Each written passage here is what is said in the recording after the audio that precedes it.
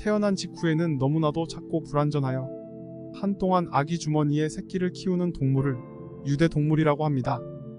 유대동물에는 대표적으로 우리가 알고 있는 캥거루와 코알라가 있습니다.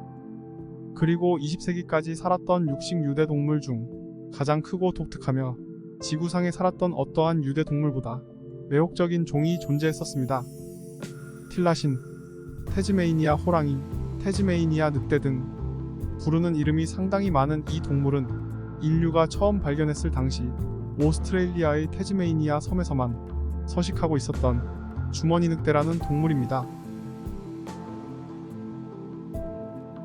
주머니 늑대는 상당히 길쭉한 체형과 탄탄한 근육질의 몸을 가지고 있습니다. 그리고 붙여진 이름들처럼 등부터 시작하여 꼬리까지 이어진 독특한 줄무늬는 마치 호랑이를 연상케 하며 전체적인 모습을 보면 늑대와 비슷한 외모를 하고 있습니다. 생긴 외모처럼 태반 동물인 개과 동물과 해부학적으로 유사점이 발견되었지만 직접적인 관계는 없으며 앞서 말한 유대동물에 속한 것으로 밝혀졌습니다. 주머니 늑대는 수많은 이름을 가진 것처럼 생물학적으로도 아주 복잡한 특징들을 많이 가지고 있습니다. 생긴 외모와 같이 생활사 또한 개과 동물에 가까워 늑대의 생태적 지위를 닮았다는 추측과 개과와 다르게 고양이과처럼 유연한 관절을 가지고 있기 때문에 치타 정도의 생태적 지위를 가지고 있었다는 추측이 있습니다. 이렇게 주머니 늑대는 유대동물 중에서도 외모와 생태적 지위가 태반 동물과 비슷합니다. 이러한 이유로 주머니 늑대는 전혀 다른 종이 유사한 기능과 구조가 진화하는 현상을 일컫는 수렴 진화의 예로 잘 인용되고 있습니다. 캥거루 같은 경우 갓 태어난 새끼를 키우는 아기 주머니인 유관왕이 암컷에게만 있지만 주머니 늑대는 암컷과 수컷 모두 유관왕을 가지고 있습니다.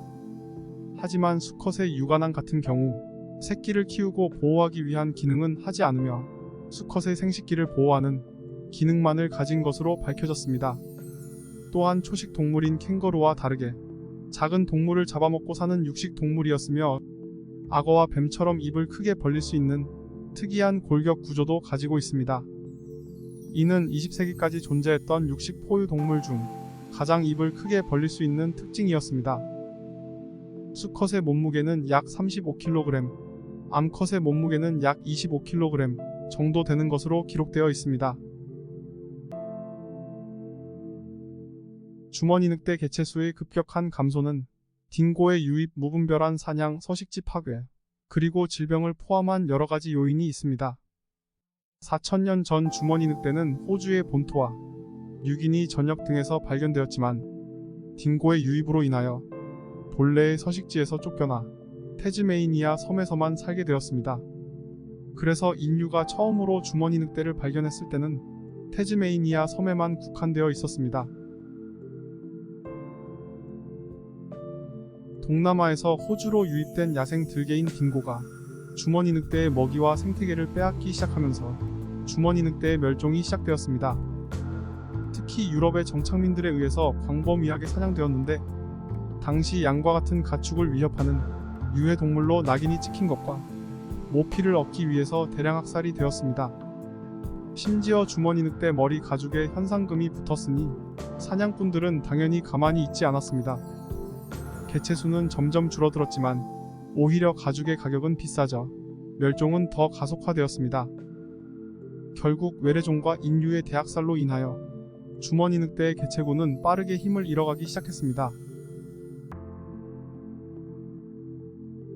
딩고가 유입됨과 동시에 게디스템퍼와 같은 바이러스 전염병도 함께 동반되었습니다. 이 전염병들은 주머니 늑대에게 매우 치명적이었습니다. 아니나 다를까 전염병의 유행 또한 주머니 늑대 개체수 감소에 많은 영향을 끼치게 됩니다. 이렇게 다양하고 복합적인 원인으로 인하여 주머니 늑대는 더 이상 지구상에 존재하지 않는 멸종을 맞이하게 됩니다. 1930년 야생에서 생존하고 있었던 마지막 주머니 늑대가 인간에 의해 사살되었습니다. 그리고 런던 동물원에서 사육되고 있었던 개체마저 폐사하면서 인류는 주머니 늑대가 1930년에 멸종된 줄 알았습니다.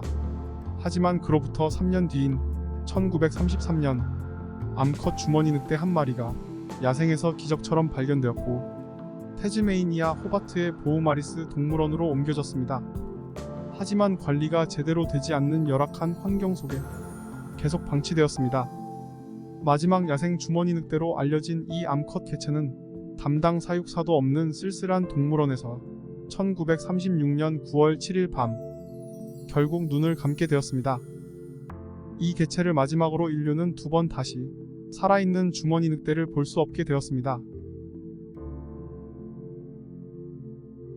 1936년 이후 현재까지 오스트레일리아를 비롯한 태즈메이니아 지역에서 주머니 늑대의 목격 제보와 흔적들이 보고되었지만 생존 가능성이 있는 확실한 증거는 발견되지 않았습니다. 1933년 살아있는 암컷 개체가 야생에서 기적처럼 발견되었기 때문에 많은 사람들은 아직까지 주머니 늑대의 생존 가능성을 믿고 있습니다. 하지만 수많은 조사와 연구 끝에 주머니 늑대의 개체군이 야생에 존재한다는 확실한 증거는 역시나 없는 것으로 결론지었습니다. 과거 주머니 늑대가 멸종을 맞이하기 직전 뒤늦게 인류는 주머니 늑대를 복원하기 위해 동물원에서도 교배와 번식을 지속적으로 시도하였지만 아쉽게도 성공하지 못했습니다. 그리고 현재 주머니 늑대는 멸종된 도도새와 더불어 미래에 복원할 동물로 지정되었습니다. 주머니 늑대를 복원하기 위하여 지금 이 순간에도 수많은 노력과 연구들이 진행되고 있습니다. 지구상에 남아있는 주머니 늑대의 표본을 이용하여 복원에 사용이 가능한 DNA를 추출하는 등의 연구들이 성공하기 시작하였으며 주머니 늑대의 게놈 프로젝트 지도가 완성되면서 빠른 시일 내에 완벽한 복원 시도를 하겠다고 발표하였습니다.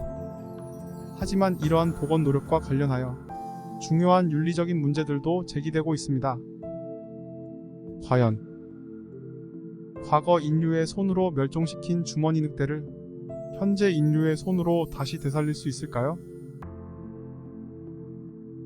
지금까지 미스터리 크리처였습니다.